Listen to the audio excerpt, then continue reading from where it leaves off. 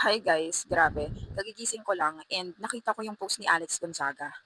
'Di ba, nakita niyo yun? So, confirm niya na nga na buntis siya and alam niyo nung nakita ko yung video, I was so happy for her kasi ang tagal na nilang inaantay yung moment na yun na magkaroon ng sariling anak after how many basta yun na yun.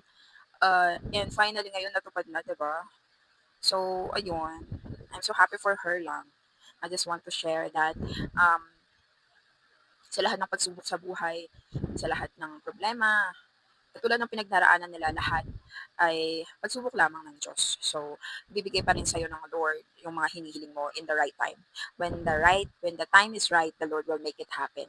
Naniniwala talaga ako dyan because, before I was also praying to have my um, dream work and now He finally gave it to me after how many tries and rejections. So, yun lang.